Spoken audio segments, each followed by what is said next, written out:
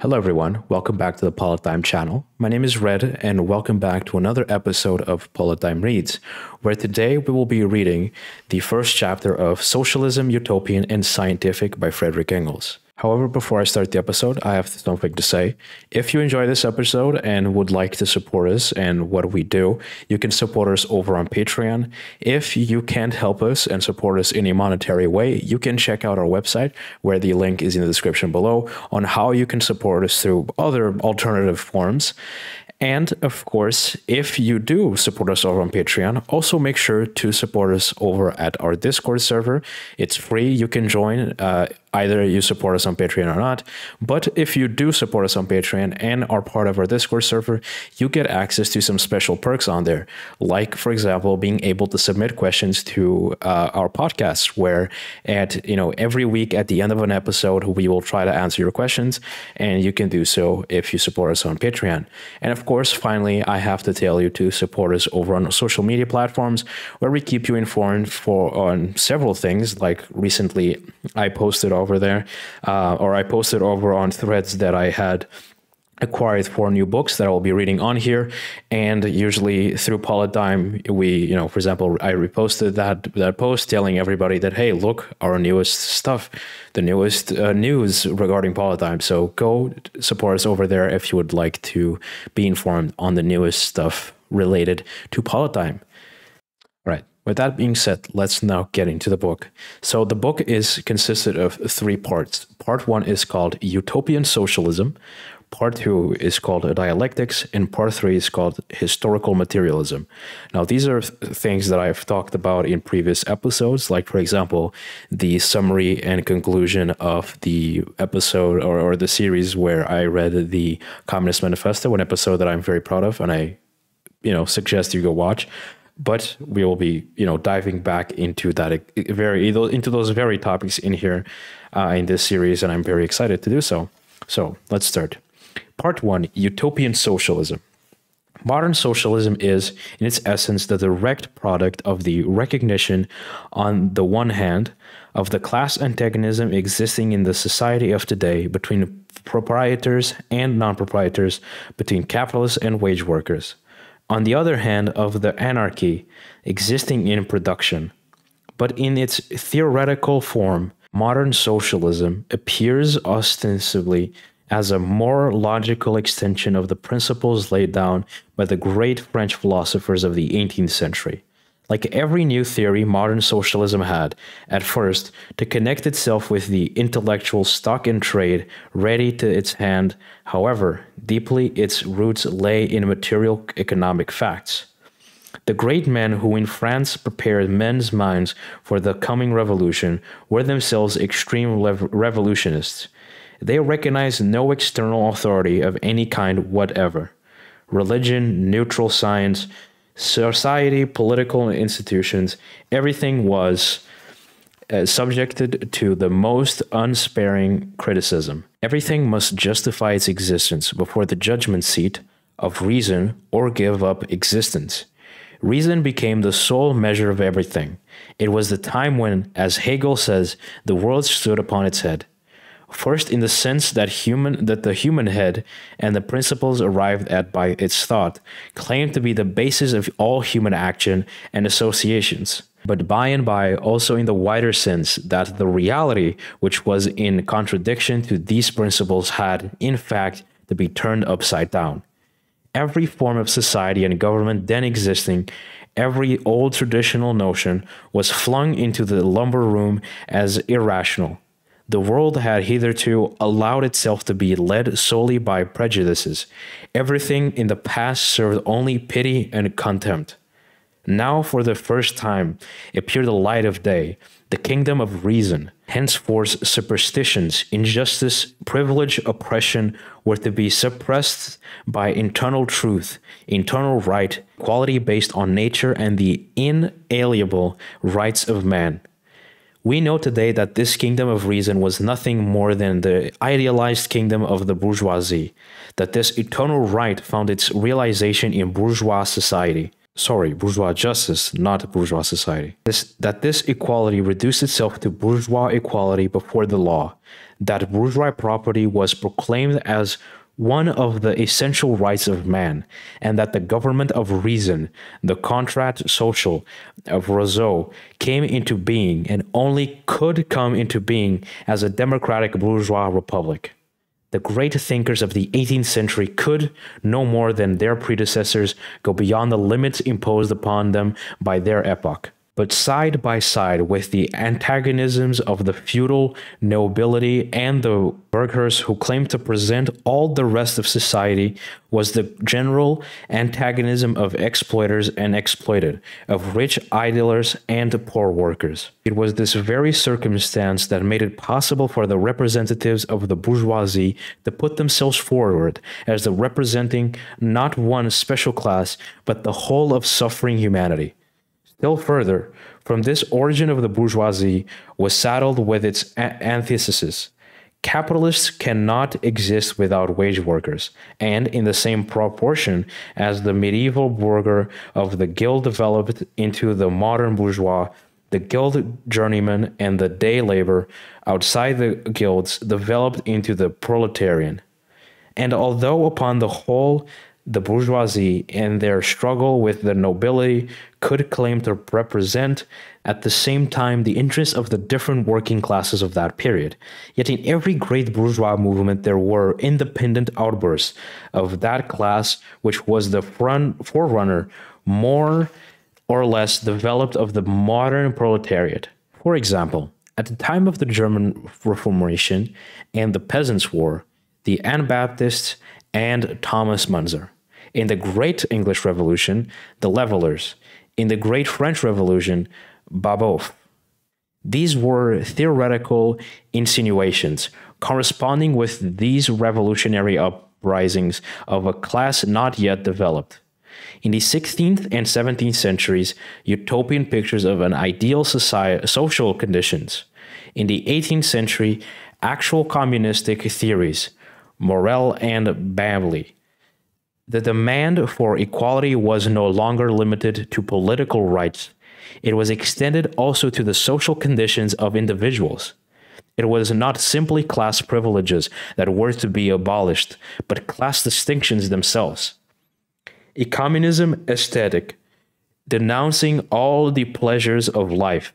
Spartan was the first form of the new teaching. Then came the three great utopians, Saint-Simon, to whom the middle-class movement, side by side with the proletarian, still had a certain significance. Fourier and Owen, who in the country where capitalist production was the most developed and under the influence of the antagonism begotten of this, worked out his proposal for the removal of class distinction systemically and in direct relation to the French materialism. One thing is common to all three. Not one of them appears as a representative of the interest of that proletariat which historical development had in the meantime produced. Like the French philosophers, they do not claim to emancipate a particular class to begin with, but all humanity at once. Like them, they wish to bring the kingdom of reason and eternal justice. But this kingdom, as they see it, is as far as heaven from earth, from that of the French philosophers. For to our three social reformers, the bourgeois world, based upon the principles of these philosophers, is quite as irrational and unjust, and therefore finds its way to the dust hole quite as readily as feudalism and all the earlier stages of society. If pure reason and justice have not hitherto ruled the world, this has been the case only because men have not rightly understood them. What was wanted was the individual man of genius, who has now arisen and who understands the truth. That he has now arisen, that the truth has now been clearly understood, is not an inevitable event, following of the necessity in the chains of historical development, but a mere happy accident. He might just as well have been born 500 years earlier, and yet then have spared humanity 500 years of error, strife, and suffering. We saw how the French philosophers of the 18th century, the forerunners of the revolution, appealed to the reason as the sole judge of all that is. A rational government, rational society were to be founded. Everything that ran counter to eternal reason has to be remorselessly done away with. We saw also that this eternal reason was in reality nothing but the idealized understanding of the 18th century citizen, just then evolving into the bourgeois. The French Revolution had realized this rational society and government. But the new order of things, rational enough as compared with the earlier conditions, turned out to be by no means absolutely rational. The state based upon reason completely collapsed. Rousseau's Contrat Social had found its realization in the Reign of Terror, from which the bourgeoisie, who had lost confidence in their own political capacity, had taken refuge first in the corruption of the Directorate and finally under the wing of the Napoleonic despotism. The promised eternal peace was turned into an endless war of conquest. The society based upon reason had feared no better. The antagonism between rich and poor, instead of dissolving into general prosperity, had become intensified by the removal of the guild and other privileges, which had to some extent bridge it over, and by the removal of the charitable institutions of the church. The freedom of property from feudal fetters now veritably accomplished turning out to be, for the small capitalists and small proprietors, the freedom to sell their small property, crushed under the overmastering competition of the large capitalists and landlords, to these great lords, and thus, as far as the small capitalists and peasants proprietors were concerned, became freedom from property. The development of industry upon a capitalistic basis made poverty and misery of the working masses conditions of existence of society. Cash payment became more and more, in Carlier's phrase, see Thomas Carlier's Past and Present, London, 1843. All right, thank you for the plug. The sole nexus between man and man. The number of crimes increased from year to year. Formerly, the feudal vices had openly stalked about in broad daylight. Though not eradicated, they were now at any rate thrust into the background. In their stead, the bourgeois vices hitherto practiced in secret began to blossom all the more luxuriantly. Trade became the greater and greater extent cheating. The fraternity of the revolutionary motto was realized in the chicanery and rivalries of the battle of competition. Oppression by forces was replaced by corruption, the sword as the first social lever by gold. The right of the first knight was transferred from the feudal lords to the bourgeois manufacturers. Prostitution increased to an amount never heard of. Marriage itself remained, as before, the legally recognized form, the official cloak of the prostitution, and moreover was supplemented by rich crops of adultery. In a word, compared with the splendid promises of philosophers, the social and political institutions born of the triumph of reason were bitterly disappointing caricatures. All that was wanting was the man to formulate this disappointment, and they came with the turn of the century. In 1802, St. Simon's Geneva Letters appeared. In 1808 appeared Fourier's first work, although groundwork from his theory dated from 1799. On January 1st, 1800, Robert Owen undertook the direction of New Lanark. At this time, however, the capitalist mode of production, and with it antagonism between the bourgeoisie and the proletariat, was still very completely developed. Modern industry, which had just arisen in England, was still unknown in France. But modern industry develops on the one hand the conflict which makes absolutely necessary a revolution in the mode of production and the doing away with its capitalistic character, conflicts not only between the classes begotten of it, but also between the very productive forces and the forms of exchange created by it. And on the other hand, it develops in these very gigantic productive forces the means of ending these conflicts. If, therefore, about the year 1800, the conflicts arising from the new social order were only just beginning to take shape, this holds still more fully as to the means of ending them. The have-nothing masses of Paris during the Reign of Terror were able for a moment to gain the mastery, and thus to lead the bourgeois revolution to victory in spite of the bourgeoisie themselves. But in doing so, they only proved how impossible it was for their domination to last under the conditions then obtaining. The proletariat, which then for the first time evolved itself from these have-nothing masses as the nucleus of new class, as yet quite incapable of independent political action, appeared as an oppressed, suffering order to whom, in its incapacity to help itself, help could at best be brought in from without or down from above. This historical situation also dominated the founders of socialism. The crude conditions of capitalistic production and the crude class conditions corresponded crude theories. The solution of the social problems, which as yet lay hidden in the undeveloped economic conditions, the utopians attempted to evolve out of the human brain. Society presented nothing but wrongs. To remove these was the task of reason. It was necessary then to discover a new and more perfect system of social order and to impose this upon society from without by propaganda and, wherever it was possible, by the example of model experiments. These new social systems were foredoomed as utopian. The more completely they were worked out in detail, the more they could not avoid drifting off into pure fantasies. These facts once established, we need to now dwell a moment longer upon this side of the question, now wholly belonging to the past. We can leave it to the literary small fry to solemnly quibble over these fantasies, which they only make us smile, and to crow over the superiority of their own bald reasoning, as compared with such insanity.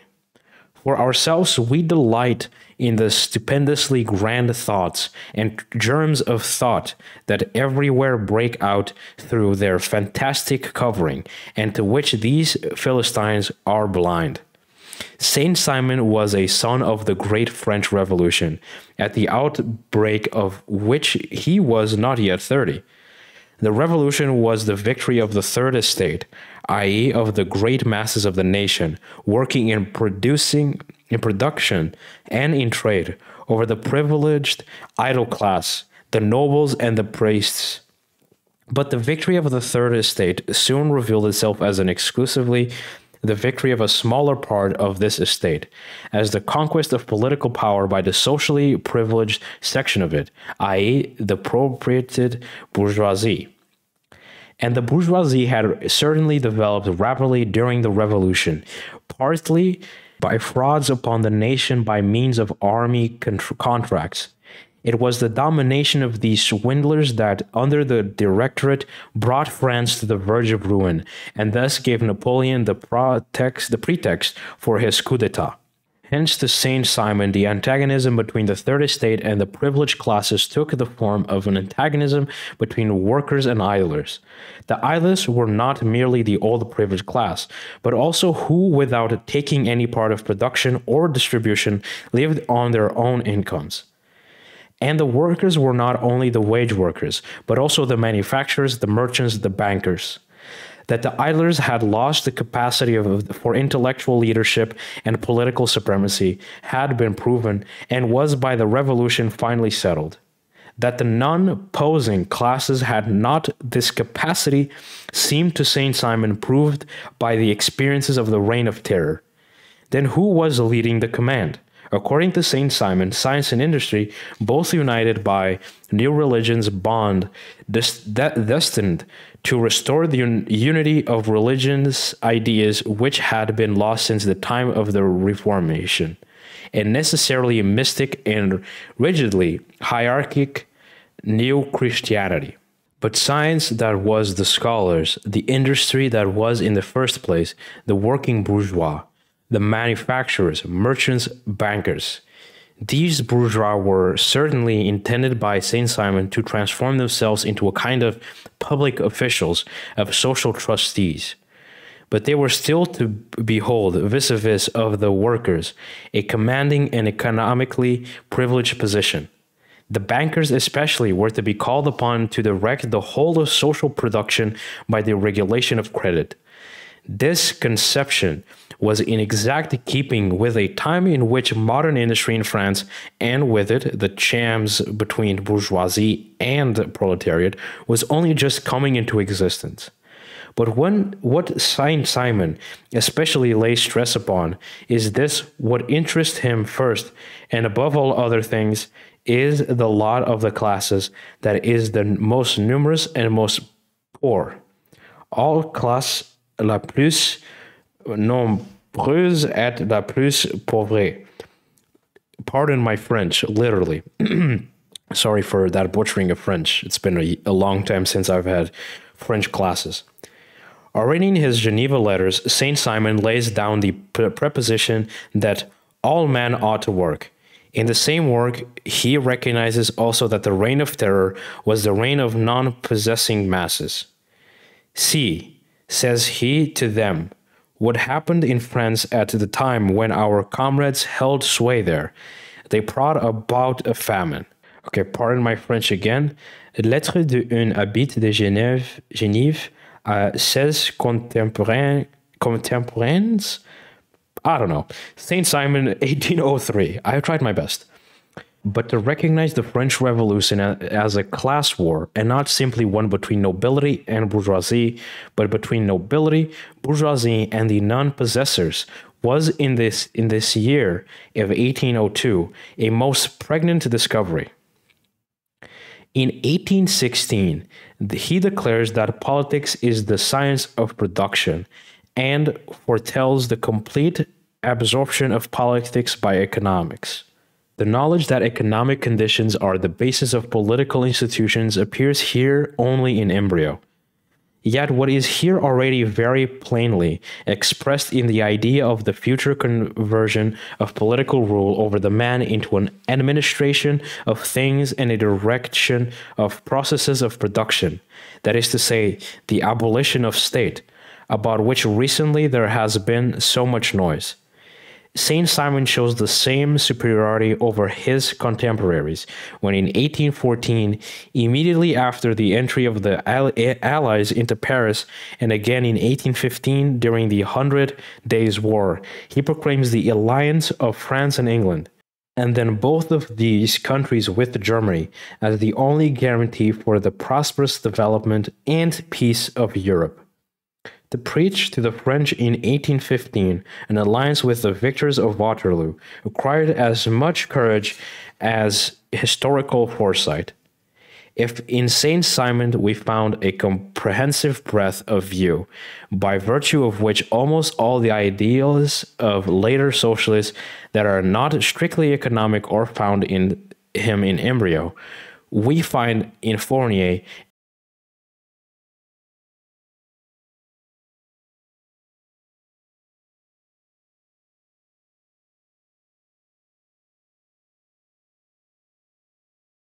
a criticism of the existing conditions of society, genuinely French and witty, but not upon the contact any the less thorough.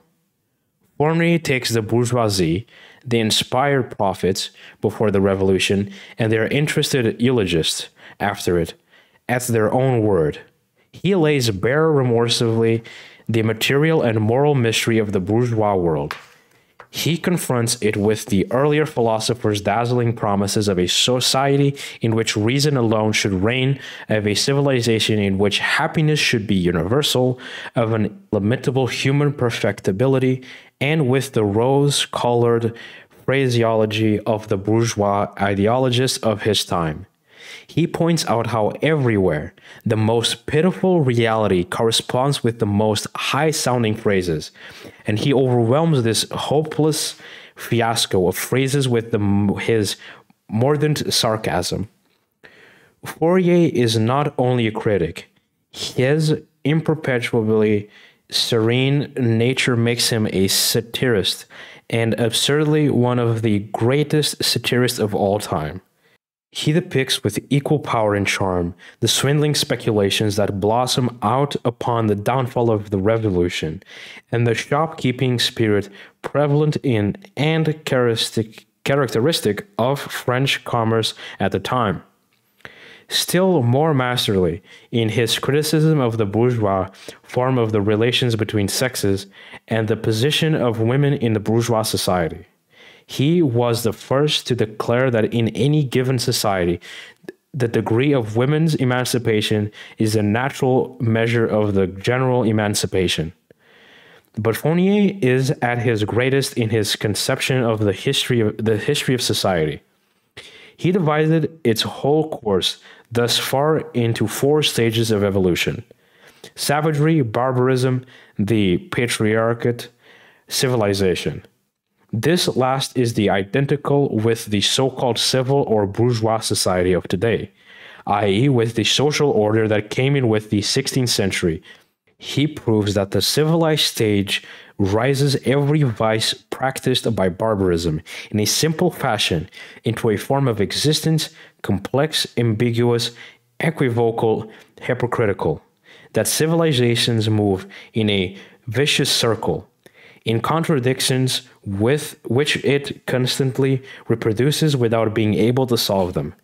Hence, it constantly arrives at the very opposite that which it wants to attain, or pretends to want to attain, so that, for example, under civilization, poverty is born out of superabundance itself. Fourier, as we see, uses dialectic method in the same masterly way as his contemporary Hegel.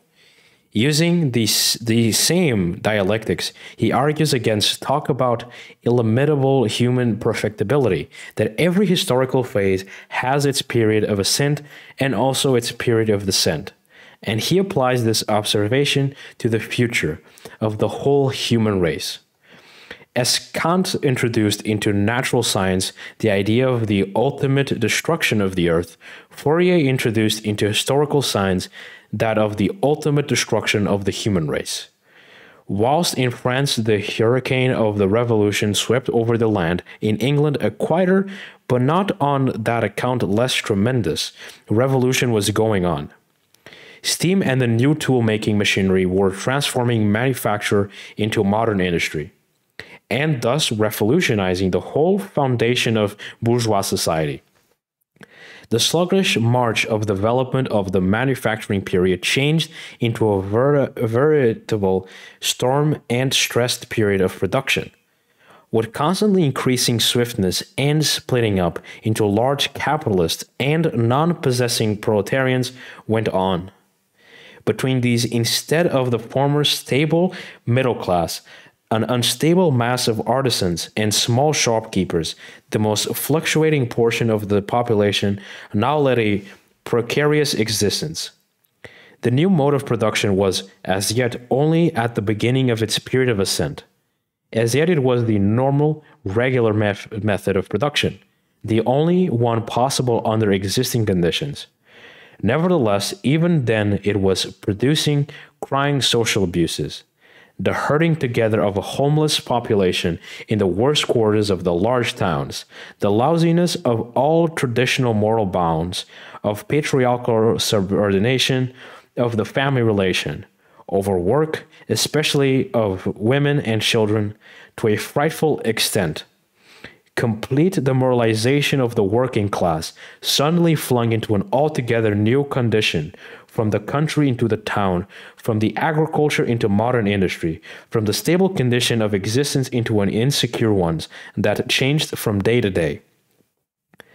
At this juncture, there came forward as a reformer, a manufacturer, 29-year-old, a man of almost sublime childlike simplicity of character, and at the same time one of the few born leaders of men, Robert Owen, had adopted the teaching of the materialistic philosophers that man's character is the product, on the one hand, of heredity, and the other of the environment of the individual during his lifetime, and especially during his period of development.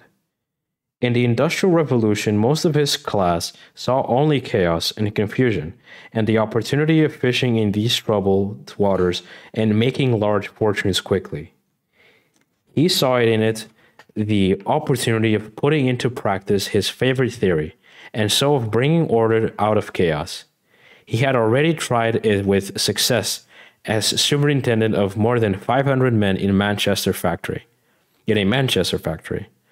From 1800 to 1829, he directed the great cotton mill at New Lanark in Scotland as managing partner along the same lines, but with the greater freedom of action and with a success that made him a European reputation.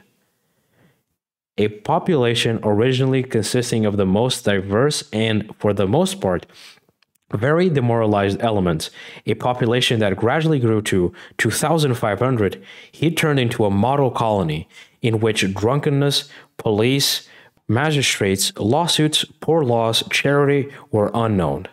And all this simply by placing the people in the conditions worthy of human beings, and especially by carefully bringing up the rising generation. He was the founder of infant schools and introduced them first at New Lanark. At the age of 2, the children came to school, where they enjoyed themselves so much that they could scarcely be got home again.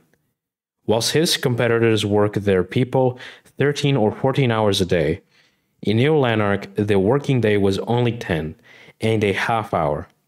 When a crisis in cotton stopped work for 4 months, his workers received their full wages all the time. And with all this, the business more than doubled its value, and to be the last yielded large profits to its proprietors. In spite of all this, Owen was not content. The existence which he secured for his workers was in his eyes still far from being worthy of human beings. The people were slaves at my mercy. The relatively favorable conditions in which he had placed them were still far from allowing a rational development of the character and of the intellect in all directions, much less of the free exercise of all their faculties. And yet, the working part of this population of 2,500 people was daily producing as much real wealth for society as less than half a century before. It would have required the people working part of a population of 600,000 to create. I ask myself, what became of the difference between the wealth consumed by 2,500 persons and that which would have been consumed by 600,000? The answer was clear. It had been used to pay the proprietors of the established 5% on the capital they had laid out, in addition to over £300,000 clear profit. If this new wealth had not been created by machinery, imperfectly as it has been applied, the wars of Europe in opposition to Napoleon and to support the aristocrat principles of society could not have been maintained. And yet this new power was the creation of the working classes. To them, therefore, the fruits of this new power belonged. The newly created gigantic productive forces hitherto used only to enrich individuals and to enslave the masses, offered to Owen the foundations for the reconstruction of society. They were destined as the common property of all, to be worked for the common good of all. Owen's communism was based upon this purely business foundation, the outcome, so to say, of commercial calculation. Throughout it maintained this practical character.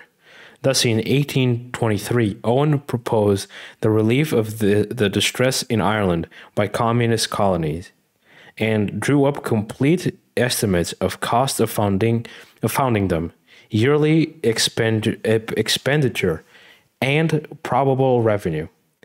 and in his definite plan for the future, the technical working out of details is managed with such practical knowledge, ground plan, front and side and bird's eyes views of all included, that the Owen method of social reform, once accepted, there is, from the practical point of view, little to be said against the actual arrangement of details. His advance in the direction of communism was a turning point in Owen's life. As long as he was simply a philanthropist, he was rewarded with nothing but wealth, applause, honor, and glory. He was one of the most popular men in Europe. Not only men of his own class, but statesmen and princes listened to him approvingly. But when he came out with his communist theories, that was quite another thing. Three great obstacles seemed to him especially to block the path to social reform: private property, religion, the present form of marriage. He knew that what confronted him if he attacked these: outlawry, excommunication form, official society, the loss of his whole social position. But nothing of this prevented him from attacking them without fear of the consequences, and what he had foreseen happened. Banished from official society, with the conspiracy of silence against him in the press, ruined by his unsuccessful communist experiments in America, in which he sacrificed all his fortune, he turned directly to the working class and continued working in their midst for 30 years. Every social movement, every real advance in England on behalf of the workers links itself to one name of Robert Owen. He forced through in 1819, first 5 years, fighting the first law, limiting the hours of labor of women and children in factories. He was president of the first Congress at which all the trade unions of England united in a single great trade association. He introduced as transition measures to the complete communistic organization of society. On the other hand, cooperative societies for retail trade and production. These have since that time at least given practical proof that the merchant and the manufacturer are solely quite unnecessary. On the other hand, he introduced labor bazaars for the exchange of the product of labor through the medium of labor notes, whose unit was a single hour of work. Institutions necessarily doomed to failure, but completely anticipating Proudhon's Bank of Exchange of a much larger period, and differing entirely from this in that it did not claim to be the panacea for all social ills, but only a first step towards a much more radical revolution of society. The utopian's mode of thought has for a long time governed the socialist ideas of the 19th century, and still governs some of them. Until very recently, all French and English socialists did homage to it. The earlier German communists, including that of Weitling, was of the same school.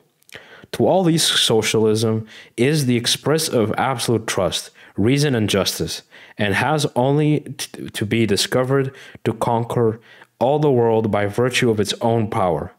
And as an absolute trust independent of time, space, and of the historical development of man, it is a mere accident when and where it is discovered. With all this absolute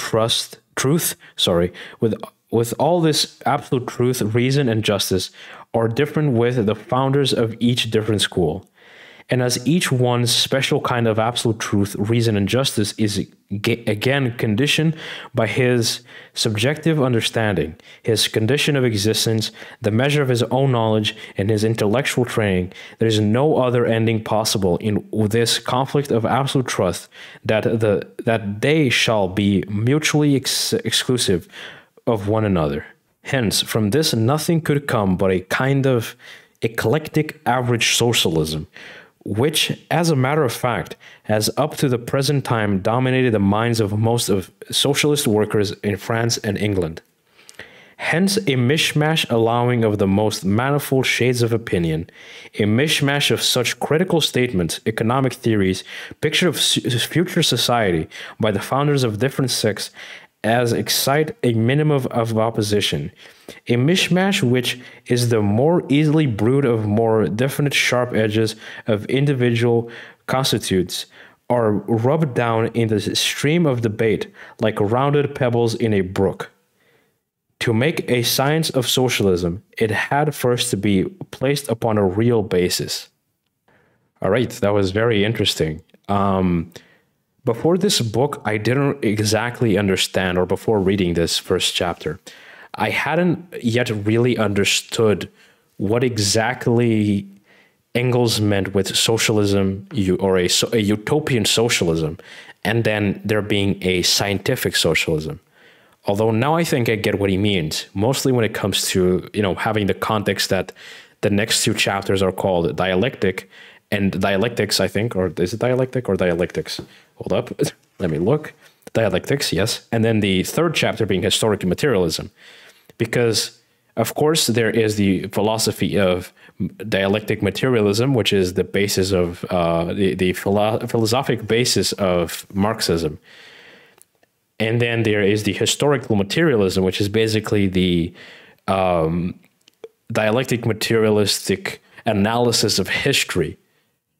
And so when you take into account that he basically just explained, these three examples of utopian socialism, these three men who had very different views, well, not very different, but similar views, but kind of were incomplete, or I guess what Engels is even trying to kind of put forth is that they were kind of naive in a way. They were very hopeful, but like in a blissful, ignorant, and like kind of innocent way. They were ignorant, but also innocent to what was, to the bigger picture kind of socialism.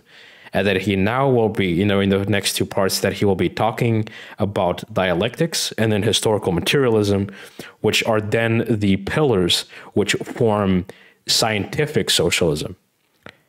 That's my guess.